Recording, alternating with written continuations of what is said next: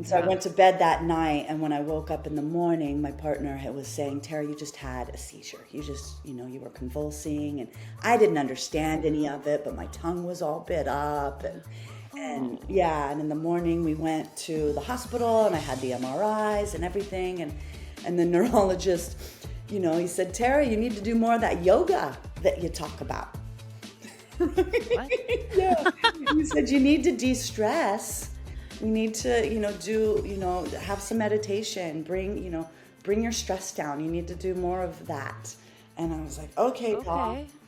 And so I did that. I cleared my schedule some, I focused more on my own practice and I was free and clear for about 6 months. But about 6 months later, it happened again.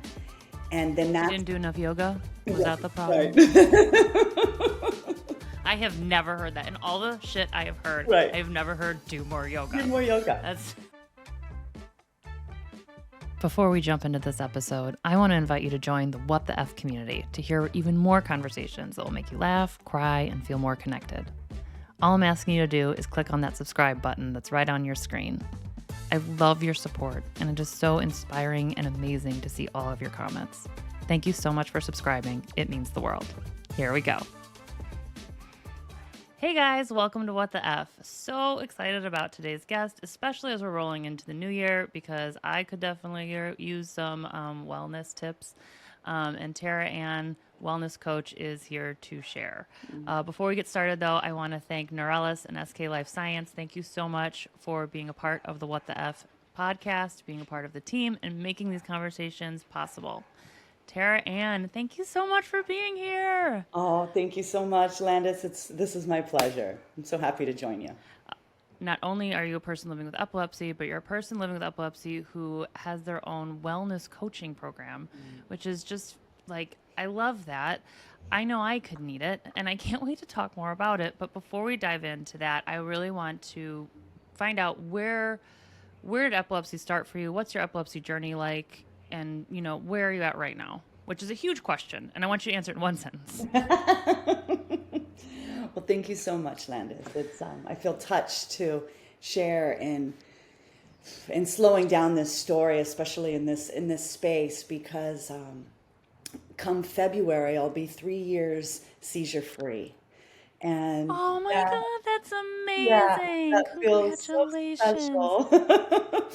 Oh, that's awesome. And so when I look back, and I can't deny that with each year that I've been seizure free, I simply feel more like myself again, right? And I've got to own that in 2015, when I had my first grand mal seizure while I was sleeping.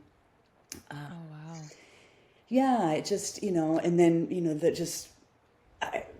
the whole turmoil of that. I was Yeah, it was on the course. Big Island. I'd moved to the Big Island in 2009 with Wait, back up. Right. Big Island, meaning the Big Island of Hawaii. for the yes, okay. For the people who are mainland and we're like, our geography sucks. Right. Like me, where I'm like, I'm ignorant. Like, which one? Well, thank you so much. So the Big Island of Hawaii. I want to say, if anyone hears the birds in the background, they're Hawaiian birds. Yes. That was the best when you logged on. I was like, oh my God, I can hear the birds. Right. It's so amazing. Oh, it's so beautiful. Okay, Right. so I keep interrupting you. That's all right. You moved to Hawaii in 2009. Yeah, 2009 with what I call my new age American dream. So my ex and I, we went into, there was 44 acres, and we cleared a lot of the land and brought in a road and started building one building at a time to create. We wanted to grow our own food, return to the land, create a community space where people could come and heal and experience connection. It just was all so right. It all sounded so wonderful, but it was in East Hawaii, which is in the lava zone area, and so it was a tough spot to be. I mean, it was a tough spot to grow business, and I didn't know that because I didn't know any better, Well, right? when lava is getting in your Yeah. way, Right. it just sounds, it just sounds so, like when lava's a problem, Yeah. you know, Yeah. like what? Like just again, just like so foreign to this, this Midwestern person right here. I'm Right. like, wow, Right. yeah, lava's an issue. Yeah, Lava, lava can be an issue. And so when we yeah, moved to the lava zone, and then we're creating this wellness center, and it gave me such purpose in I like to say, like in my 30s. I was yeah. developing this center and this space of wellness, and people were coming, and they were coming to stay with us for 10, 20, 30-day cleansing programs, so to get off of their, like, standard American lifestyle, return to food being grown from the land, and have community experience. And it all sounds so heavenly, yet, It does. It really right? does. Yeah, it sounds very perfect. And there were, I'm like, you have me sold. yeah, I take it to wonderful memories.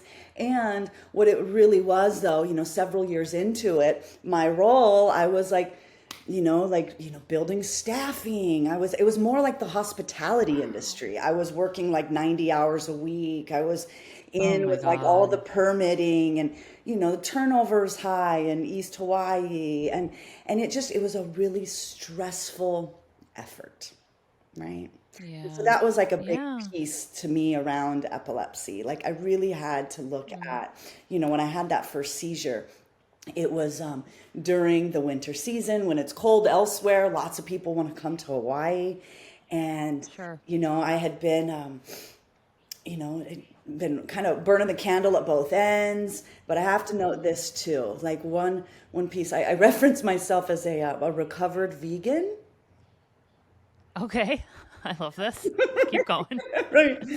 Because, what was happening back then too, I was very much on the, like, vegan bandwagon. And so a lot of, even our farm to table experience was a vegetarian experience. And although that can be great for like a cleanse, if you will, to give the body a break, what I have to own what I have to own, like even in my like organic, vegan, like everything was so clean, dot, dot, dot, dot.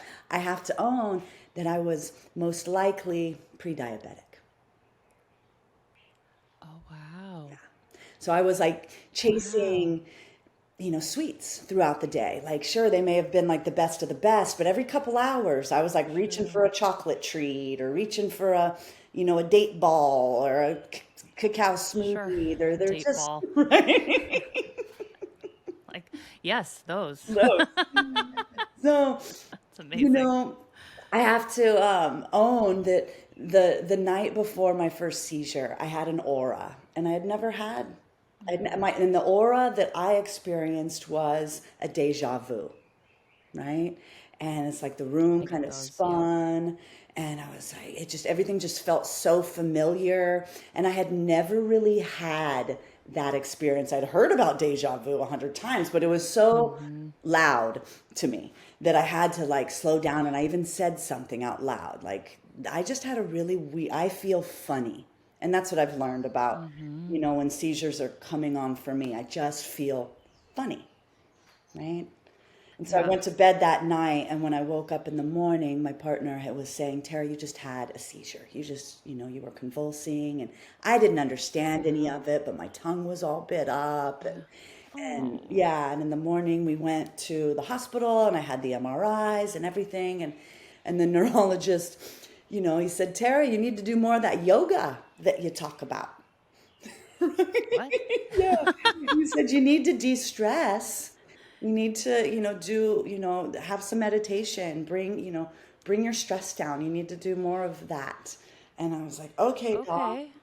And so I did that. I cleared my schedule some, I focused more on my own practice, and, and I was free and clear for about 6 months. But about 6 months later, it happened again. And then You that's didn't do enough yoga? Was that right, the problem? right, I have never heard that. In all the shit I have heard, I right. have never heard do more Do yoga. more yoga. That's, oh my God. So then after the second one, though, that's when the doctors were like, okay, you now have adult onset epilepsy, and here are the drugs we want to put you on. And I was like, but Hmm. doc, they like kind of work and there's all these side effects. I feel nervous about that. I don't take medications. Yeah. Yeah. Oh, And that's yeah, and nobody in such my a like family had ever had knockout. it. And so when the doctors, said, oh, here's what you need to take for the rest of your life, I said, doc, there's got to be another way. And there was one doctor in Hilo, which is East Hawaii, and he said, Tara, well, there was this diet that came out in the early 1920s, but it's challenging. But it came out specifically for epilepsy, and it lowers the threshold for seizures. And he said, but it's difficult Hmm. socially, this and that. And I said, doc, I don't think you've met me. Let me at him. And I'm so, vegan, dude. right, Like I can do right. anything. Well, and that was the thing. He put me on a classical ketogenic medical grade diet, and I had to Okay. make peace with the food chain. And this was challenging because I'm like, this is the way, and I was just so wrong. And I'll always remember because here I was, there was the farm, we were very, it was a small town community. I could talk to the rancher about how he treated his cattle, what he fed the cattle. Like it was a very sweet space for me to like, I had to make peace with the food Wow. chain. Yeah. Yeah. And Totally. I mean, that's a huge that's just a huge like so many lifestyle changes are happening at once. I can't even imagine. exactly. Yeah. So I started Oh wait, I eating, can. I've been there. Never right. mind. I'm like I've done that. So I had to Sorry. make peace with the food chain. I started eating duck eggs that we were gathering from the land. I started drinking Oh bone wow. broth, and I'll always remember that first sip of bone broth because, I was praying and like just Yeah, oh, getting clear with my totally. own ethics around it. But I'll always remember like, Yeah. sipping on that broth and being like, wow, no amount of kale salad has ever nourished me like this. And I Oh, was like, no amount of kale wow, salad. what Oh. if I was wrong? And so it was a slow Mm. transition, but I had the doctor's orders and I Hmm. had a really big motivation to be seizure free. And so Yeah. on the on the wagon I went, if you will, on the like classical Sure. ketogenic therapy, and learning to like budget my carbs because back then I was still like eating chocolate and attempting to have wine once in a while. So I was like figuring it out, and I had some success. And then and then I Uh-huh. would, maybe work out too hard or, like And cause a seizure, you mean? Like the oh wow. yeah, that was, for like the next 5 years, it was Hmm. an experimentation of seeing because I didn't realize that if you work out like a really intense workout, it can lower the seizure threshold. And I was at a Yeah, I gym found one out the hard way too. night. I was at a gym and I was doing those Mm. ropes. And I had never done those ropes Oh, before. And I those just, are I just intense. went all out. And then afterwards, I was walking and was on the phone with a friend and I was like, I feel funny. Oh no. Yeah. Oh. And unfortunately, about an hour later, I was driving home. And luckily, Oh. I was a block away from my home. And there was like support all around me. That's what's been a big piece too with this epilepsy is really seeing how much love is here for me. My Oh. my sweetheart's best friend happened to be visiting the island and he was on the street corner, which I have no idea why he was there. But I was pulling around the corner about a block from my house and I saw him and he said that we were waving at each other and that he saw my face just go out and I was driving. And luckily though, I was turning the corner and I just went up the corner, up the curb and like hit a fence. But I had a seizure while driving. You poor that's So awful. It has to be terrifying. yeah, I woke up in the ambulance. I lost my license for Hmm. 2 years, and the doctors were like, "Tara, this diet isn't working." And they were really. and my neurologist at the time, I was like, oh, but I've had all of these successes. And she was really firm with me. And so Yeah. on we went, and it's been this dance. So that's kind of like how it started, but it's been this dance of learning, like, okay, what happens? Stress is a number one flare. What am I doing when stress is heightened? How am I increasing my sleep, shifting my foods, and such? And so it was very much an acute care for the first couple years. But I'd say in the last Sure. year and a half, I just feel my world is getting bigger. And that's a big piece too, like honoring, like, oh, I had like 19 seizures since, 2015. And like this hasn't Yeah. been the easiest thing to come through, because when I was having the seizures, it was creating some problems in my relationship too. He was seeing like she's very How, stressed, and he broke up with me, which, at the time whoa, was whoa, whoa, whoa, whoa. right. Back up. Back up, back up, back, back. So he saw you were stressed and broke up with you? What? I mean, we could What? we could get into all of that, and like for whatever reason it scared him. Wow. And so, I have a mentor that says don't name anything good news or bad news for 5 years, because that's when we get perspective. And so, Landis, I have a really great piece to this story, Whoa, I right? love that. Okay. Oh, I need to write this shit Right. down. And it was like nearly a 10-year relationship. We had like Oh my God. created a lot, but the hardest part was me leaving my neighborhood. I lived in this wonderful neighborhood down in Yeah. Kapoho, and that part was hard. I was noticing I was complete with the retreat center. It was a lot of like pulling on me, and I knew that just I needed to get complete with that. But I Needed to wasn't. let go of that. Yeah, I just wasn't too Yeah. sure how, and so I left the Big Island, and I was back in California, which is where I grew up, and I was a little bit like licking my wounds. And a year later, the lava got active again, and it came and it took the home that I used to live in. Oh my goodness. So now I feel as though I Wow. have been spared that, Yeah. right? That's huge. Yeah. Thank you, Landis. I really appreciate you noticing that. Yeah. And so,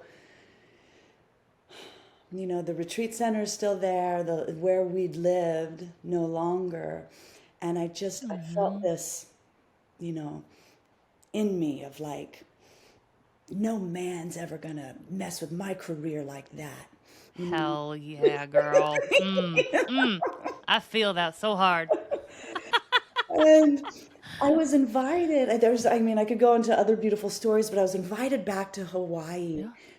to Oahu. And I was like, oh, but that's the big city. Like I'm a Big Island girl. Right. But when I came over here, I fell in love with it. And I was like, oh, this is where I'm meant to be. And each island is so unique and different. So it's been I moved here in 2018, and it's been, about 6 years of learning this island. And when I first came Sure. here, I was so like, I want to share the success I've had with metabolic therapies, like a ketogenic diet, like they call it modified Atkins, or a low carb, Okay. high fat. Like there's all these different versions, particularly with epilepsy, that there's been success with diet and lifestyle supporting less medication, no medication, medicate people that have had trouble with medications. And so I very much got on my soapbox and was like, I want to share this with the world. Well, absolutely. Right? It's like you've just been like to the fire pits of hell. You come like with an epilepsy diagnosis, a significant breakup, moving, all of those things are incredibly stressful, like probably like on like the top 5 most stressful things to happen in your life, and you get them like all wrapped in one ball, and like And then you come out and you want to share how Yeah. you did. And that's amazing. And thank you for that You're so because we need people like you. You're so welcome. And then creating too, because I was very much like, how do I get a job? How do I like just navigating the like Yeah. diagnosis and what does that mean? How do I share this with the world? How do I not? I've since grown proud of my like who I am in this community and Mm, like, yeah, let's have a voice because it is yeah. interesting. Like as I've grown more comfortable talking with people about it, I have noticed like if I mention Hmm. it, people think I'm gonna like have a seizure right then.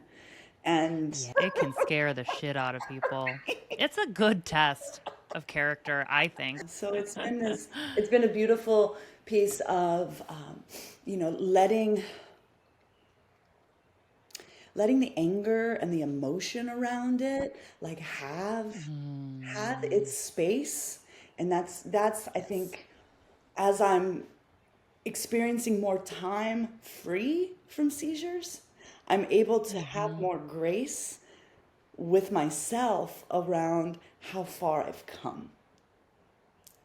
Oh, that is so beautiful. Yeah. Wow. Because I think Wow. I'm during able it, to allow myself more grace. hmm I think during it, there was expectations that I was supposed to be like further along. Yeah, that was the hardest thing for me was other people's expectations and me not knowing how to communicate that I was literally just trying to survive every day. Right. And it wasn't. But that's so cool that you're in this also that your mentor said that wait 5 years before you label something good or bad, stealing that. Please. And then also that you're in this place like that you are, almost 2 years, so close to 2 years seizure free, Three, which is almost amazing. three, Oh, you know almost what? That's what I three. was saying in my head. This is the That's thing. fine. This is what my brain does to me. Almost three, Yeah. 3 years Yeah. seizure free. So how do you feel like, you've mentioned lifestyle things. How do you feel like, and I don't know if diet is still a part of it Yeah. for you, but how do you feel like you got to this point of being, and just so everyone's listening, this is not medical advice. This is Right. just Tara sharing her experience. So please don't walk away being like, I should do exactly this. Exactly. Um, Exactly. Yeah. yeah, but I'm just so curious because I want to gather as much information as I can from other people. Like, what did you do that you feel like got you here? Thank you. The diet and lifestyle piece is a big one, and it's what I've learned about the ketogenic therapies is that it's an elimination diet, and so it's removing those ingredients, those that which causes more inflammation, more flare, and Mm, the classic ketogenic therapies, often it's like, let's get rid of grains and breads and such. And so because I had okay. been like a vegan, I really wasn't on them. So that wasn't hard for me, but the sweets were, Sure. Yeah. the sweets were, I was used Ooh. to all of the best, but you know, there's something to be said about removing we all seem to have like one or two of those things that we're like, oh, I bet that if I were to get rid of that one thing that, my favorite ice cream at Mm-hmm. night or that, that afternoon Mm-hmm. treat or, it's really IDing for each of us. But so for me, I had to look at like, where was Sure. I getting my sweet fix? And Okay. what was that serving or not? And so, Oh, wait. Can we pause there? You had to get rid of your sweet fix because, and everyone's fixes are different, like you said. But what was that fix serving or not? or not. That is a beautiful way to look at it. Yeah. That is beautiful because I feel like that's where we run into trouble, right? Because it's like, for you're talking to someone who loves ice cream, who loves cookies, who Right. loves her sweets. Yeah. And especially, and I didn't get really into them until I stopped drinking. And it kind of became like my crossover, like, because getting the sugar somehow. Yeah. And a lot of people who drink don't want dessert. Or people I go out with anyway, they're like, I don't want dessert. I'm like, this is what I live for, okay? Like, but I've never looked at it that way. What is it serving or not? That's Yeah. very beautiful. Right. And I love that you slowed us down right there because, And it sometimes might be that we need more sweets. It might be before our menses. It might be while we're ovulating. There's times Mm, that we, like the body's wanting more glucose, if you will, yeah. right? Yeah. But then tuning in So it's to just that listening. listening versus like, oh my God, I'm stressed and overwhelmed by there's a big crowd here, the lights are bright. This is like a self-soothing piece Yes. too. 100%. So when are the like hand to mouth, when is it more of a stress response versus like my body's needing nourishment and like Yeah. Oh, tuning into those signals and really mm-hmm. slowing it down. I love Right? It's that. not perfect. It's not Yeah. supposed to be perfect. We've learned Mm-hmm. so much from our family members, from our friends, from ourselves, from TV, but it's really undoing and slowing down to be with ourselves around our consumption habits. I love that because it's the slowing down and it's the not just eliminate, for good. It's kind of like listen to yourself and maybe this time a month don't, deprive your body of something, which I love because especially for people living with epilepsy, we've had so many things kind of like taken Taken out of away. our lives, Mm-hmm. like driver's license or drinking or late bedtime, but like to consciously listen and make that choice is a different thing, which is very beautiful. Right. Right. And so that was the piece that the doctor had said to me, like, oh, the ketogenic diet it's challenging, to get compliance. And I was like, all right, well, I'm the only one. It's up to me. However, like I've still been Interesting. able to have success. And it's been a journey. And it's been a journey of like trial and error, but then also seeing like, oh, favorite cookie, let me take it out for 90 days. Let me just commit to being free from that cookie for 90 days. I'm going to eat this or this instead. And just, what ends up happening is the bacteria within us changes. We kind of like starve it out.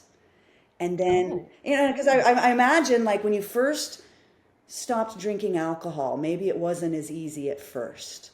But how do you feel about it now? yeah, the first 2 weeks were not fun. Right. And then it was like, oh my God, I have more energy. This is amazing. I also didn't have epilepsy when I stopped drinking. Good for you. So I think, yeah, I was just very busy. And I was like, I don't have time to be tired. And that's why I took it out. And I'm really glad I did because then, like, 6 months later, I was diagnosed with epilepsy. Wow. They're like, you can't drink. And I'm like, I don't. Right? But exactly. Yeah. But then that's a perfect example of efficacy around removing something and then seeing the shift and like one energy Yeah. levels and then that creates the Yep. intrinsic motivation to be like, you know what, I'd rather not be tired.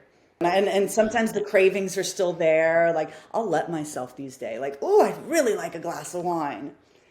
I don't Mm-hmm. have it, but I just let myself say it and like the craving comes Yeah. and goes. And then I'm like, I okay. love that. Let myself say it. That's important rather than like pushing it away and saying, Yeah. you can't. And even my doctor was like, you can have a glass of wine like once a month. I'm like, that sounds fun. I'm like, do you know how nervous I'll be around that fucking glass of wine? No, But I'm no. glad she gave me, she gave me that permission so that it's like my choice, which is huge. It really So is. rather than, As yeah, opposed to like, I can't have, right? yeah, yeah, yeah. So I choose not to. I choose not to. I'd rather have Mm-hmm. energy, you know? Yes. So Yeah. Oh it's really God. slowing Is down, this a coaching session? I right? feel like you're coaching me right now, and I love it. And this is So happy right now. it's true though. It's like how can we coach ourselves and then how do we slow down and create a container of safety, whether that's with somebody or yeah, definitely with Yes. somebody. It's most helpful to really slow down the Right. relating with self because what happens as we're eliminating whether it's one thing or a group of things, how are we being with ourselves during the transition? Mm-hmm. And is that Mm-hmm. like increasing our stress and mitigating our stress? So there's lots of different like ways to go at it, and Yeah. slowly is better, definitely. When I first started coaching, it was like, change your life in 90 days. Let's, do this in 3 months.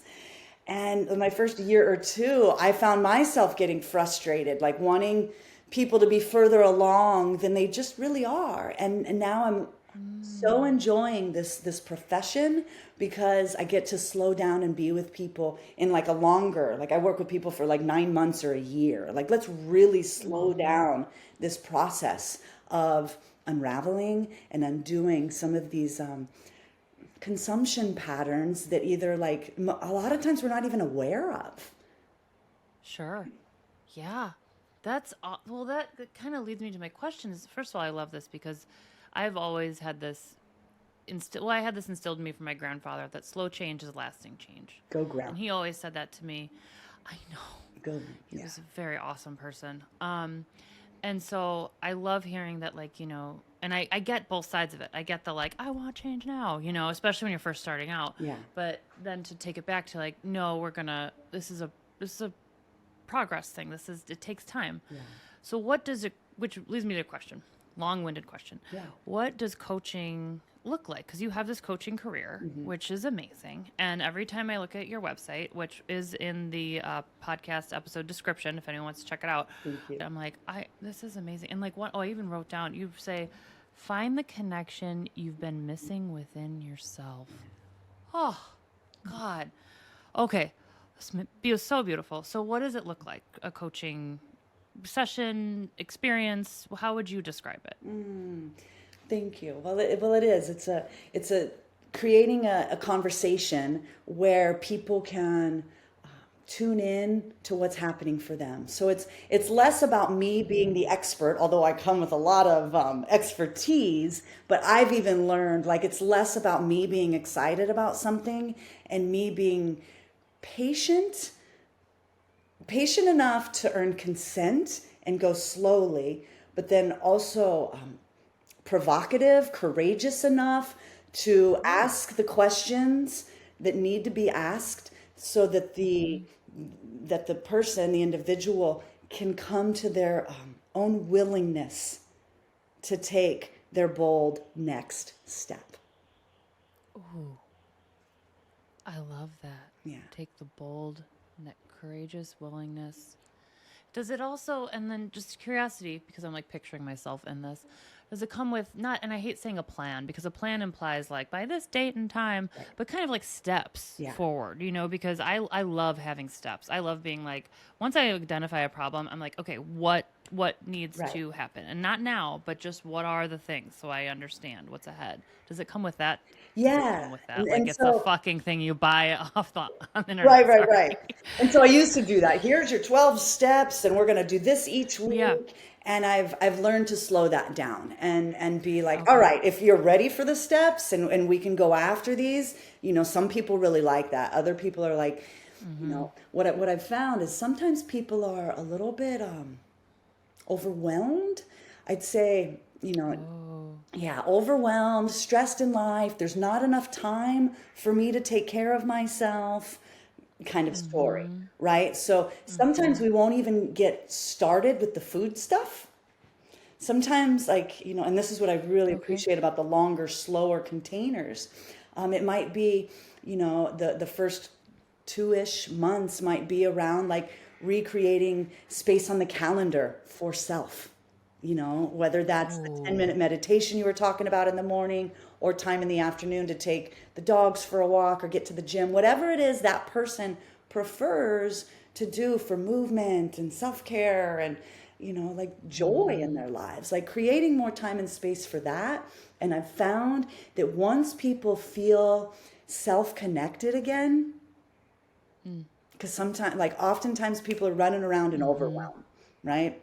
And Yeah, once I we slow it, understand that. once we slow it down, and in a coaching container, like with me, for instance, like I'll work with my clients. We'll meet, twice a month for 90 minutes, and whether it's online, like on screen, or in person, either way, but for 90 minutes. So it's really slowing down the conversation, right? So lots of time, Yeah. twice a month, and creating plans for each 2 weeks, and then in between sessions, I'm available for email support, text message support. I've learned so much about slowing down because I can be as excited as I want around ketogenic therapies, this and that. But if I'm just if I'm just another person creating shame and guilt, it's not going to be successful. So I have Mm, to, like, as the coach, be a partner with my clients on yeah. what are they going after? How can we create some process goals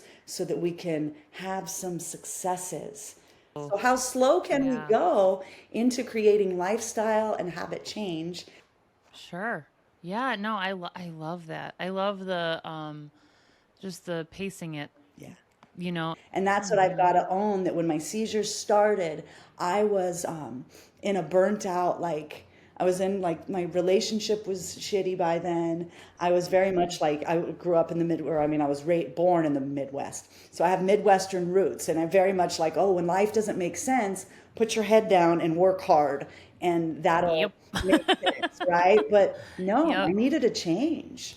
So I've had to really look at Mhm. that too, especially in epilepsy. And in my business now, like, I love to work, I love to be of service, and I've got to catch myself. If I'm going in overdrive, it's like, no, Tara, you got to go take a walk. You got to get your eyes to the sunshine. Like, there's things Mhm. I can't afford to burn like that anymore, because it just brings up yeah, seizures.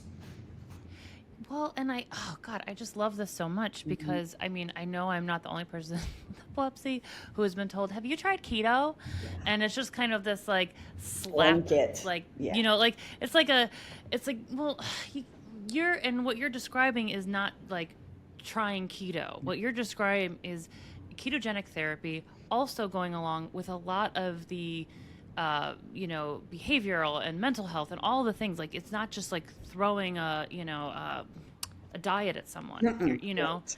Yeah, which I love because I know that's just one of the things like people we all joke about, like, oh, yeah, keto's gonna fix you, like the Right. whole thing that we've heard over and over and Yeah. over again from people who don't know anything about epilepsy.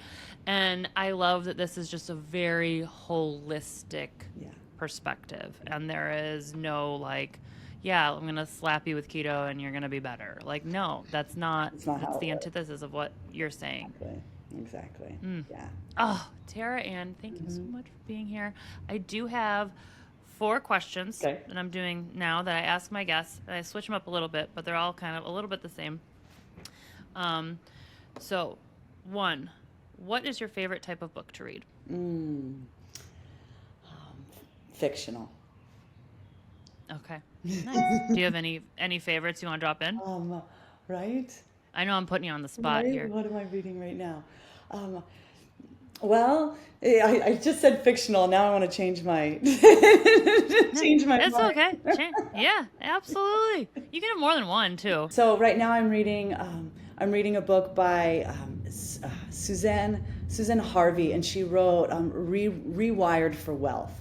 So it's, Oh. yeah, it's undoing the programs, the thought patterns around money. Or I guess, like, based off of conversation, what would be your favorite snack today? Because Right. it sounds like it's like all very fluid and like depending on how you're feeling and what's going on. So what would be your favorite snack today or yesterday? Well, and that's what's been great. As I've been less flared, I'd say, like free from seizures, I've brought more, wonderful foods back into my diet to see how it responds. So I'd say right now my favorite would be charcuterie. Oh, Right? yes. Love language, charcuterie. Yes, yes. Number 3, what does it mean to you to be a good friend? What it means to me to be a good friend is to be willing to listen and to put my ideas, my judgments to the side, and really create space for my friend to hear themselves express. Ooh, Yeah. hear themselves express. That's Hmm. beautiful. Thank you. Thank you. And then the last question, what does your self compassion look like? Self-compassion to me looks like catching myself when I'm in like a negative spiral of Hmm. maybe speaking less kindly to myself than I'd love, catching that and being with myself in that way, as opposed to like getting mad at myself, shooting on myself, like giving Mm. myself space to pause and maybe like hug myself or go journal it out or Oh, take a yeah. break when I hear myself get really hard on myself. I That's love what that. self-compassion looks like to me these days. Well, thank you. Hmm. Thank you for sharing. Tara, thank you so much for being here. This has been such a pleasure. Yeah. And I know really helpful to me, and I'm sure very helpful to people out there listening. So thank you so much. Thank you, Landis, for all that you do for our community and and this world. I'm just so honored to be here with you.